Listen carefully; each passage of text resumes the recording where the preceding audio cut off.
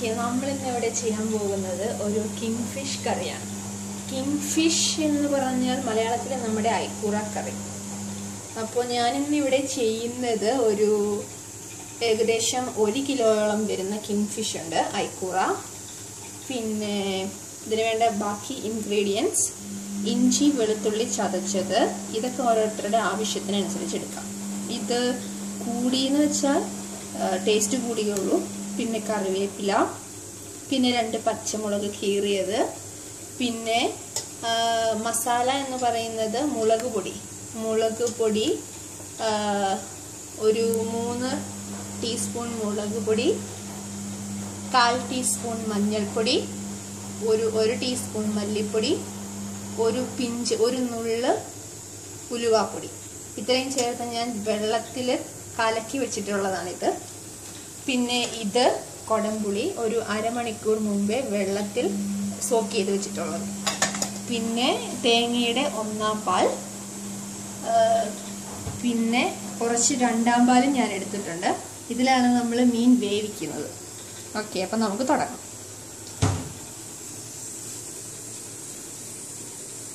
അപ്പോൾ പാൻ ചൂടായിട്ടുണ്ട്. നമുക്ക് കുറച്ച് വെളിച്ചെണ്ണ ഒഴിച്ചു കൊടുക്കാം.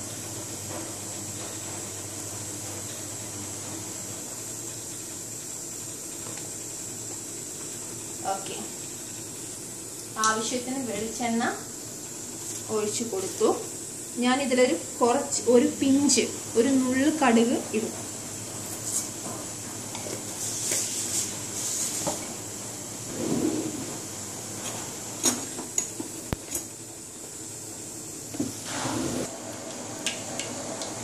ഓക്കെ, കടുക് പൊട്ടിക്കഴിഞ്ഞു. ഇനി നമുക്ക് ഈ ചതച്ച് വെച്ചിരിക്കുന്ന ഇഞ്ചി, വെളുത്തുള്ളി ഇടാം.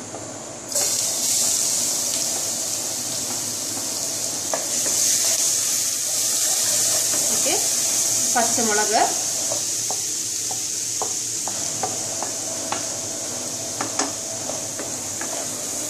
ഇഞ്ചി. അപ്പോൾ നമ്മൾ ഫസ്റ്റ് എന്താ ചെയ്തത്, പാൻ വെച്ച് ചൂടായപ്പോൾ വെളിച്ചെണ്ണ ഒഴിച്ചു. അതിലേക്ക് ഒരു നുള്ളു കടുക് ഇട്ടു. കടുക് പൊട്ടിക്കഴിഞ്ഞപ്പോൾ ഇഞ്ചി, ചതച്ച് വെച്ചിരിക്കുന്ന ഇഞ്ചി, വെളുത്തുള്ളി, അതേപോലെ 2 പച്ചമുളക് കീറിയത്, ഇത്രയും കൂടി ഇട്ട് ജസ്റ്റ് ഒന്ന് പച്ചമണം മാറുന്നത് വരെ ഇളക്കി കൊടുക്കുക. ബ്രൗൺ ഒക്കെ ഒരു നല്ല മണം വരുന്നുണ്ട് വെളുത്തുള്ളിയുടെയും ഇഞ്ചിയുടെയും ഒക്കെ. ഇത്രയും മതി, അധികം ബ്രൗൺ കളർ ആവേണ്ട കാര്യമില്ല. ജസ്റ്റ് ഒന്ന് വാടിയാൽ മതി. എണ്ണയിൽ കിടന്ന് ജസ്റ്റ് ഒന്ന് വാടിയിട്ടുണ്ട്. ഇനി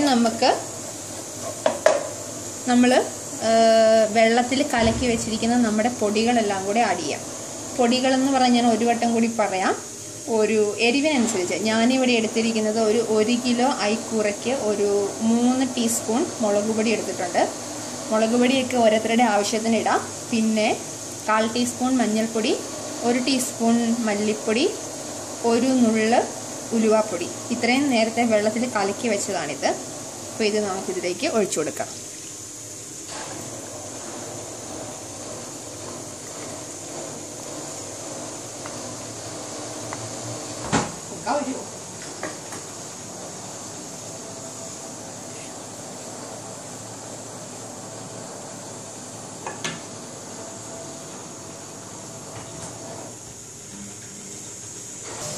ഓക്കെ, അപ്പം നോക്കിക്കോളൂ, ഇത് നന്നായി ഒന്ന് തിള വന്നിട്ടുണ്ട്. ഇനി നമുക്ക് നമ്മുടെ തേങ്ങയുടെ 2/2 പാൽ ഒഴിച്ചു കൊടുക്കാം.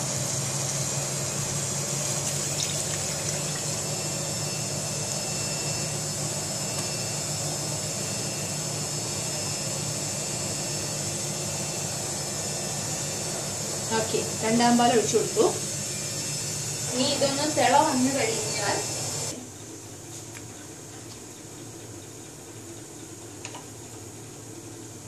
ഓക്കെ, നമ്മുടെ ഈ ഗ്രേവി ഒന്ന് തിളച്ചിട്ടുണ്ട്. ഇനി നമുക്കിതിലേക്ക് കുറച്ച് കറിവേപ്പില ഇട്ട് കൊടുക്കാം. ആവശ്യത്തിന് കറിവേപ്പില ഇട്ടു. ഇനി നമ്മൾ നേരത്തെ ഒരു അരമണിക്കൂർ മുമ്പ് സോക്ക് ചെയ്ത് വെച്ചിരുന്ന കൊടംപുളി, ഞാനിവിടെ ഒരു 2 പീസ് എടുത്തിട്ടുണ്ട് കൊടംപുളി. ഇത് ഇതിലേക്ക് ഇടുകയാണ്. നമുക്ക് വേണമെങ്കിൽ ഈ വെള്ളം ഒഴിക്കാം. ഇനി അഥവാ കറി നന്നായി വെന്തതിന് ശേഷം പുളി കൂടുതലാണെന്നുണ്ടെങ്കിൽ കറിയിൽ നിന്ന് നമുക്ക് പുളി എടുത്ത് മാറ്റാവുന്നതാണ്. ഓക്കെ, അതുകൊണ്ട് പുളി കൂടിപ്പോയെന്നും പേടിക്കേണ്ട കാര്യമില്ല.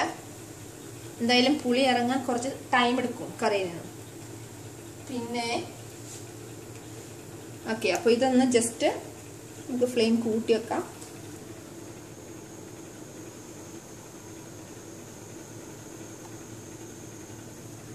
ഇതൊന്ന് ഒന്നുകൂടി നമുക്കൊന്ന് തിളയ്ക്കാൻ വെയിറ്റ് ചെയ്യാം.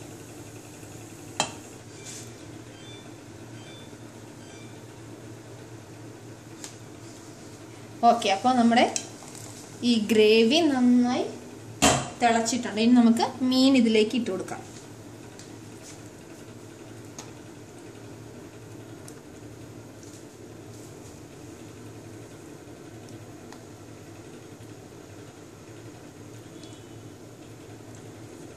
ഞാൻ ഇപ്പോൾ തന്നെ ഇതിൻ്റെ ഒപ്പം ഉപ്പിടുന്നില്ല. ഈ മീൻ കഷ്ണങ്ങൾ ഒന്ന് പകുതി വേവാകുമ്പോൾ മാത്രമേ ഉപ്പിടുന്നുള്ളൂ. ഇപ്പോൾ ജസ്റ്റ് മീൻ കഷ്ണങ്ങൾ മാത്രം ഇതിലേക്കിട്ട് ഒരു 2-3 മിനിറ്റ് നമുക്കൊന്ന് മൂടി വെച്ചിട്ട് ജസ്റ്റ് ഒന്ന് കുക്ക് ചെയ്യാം.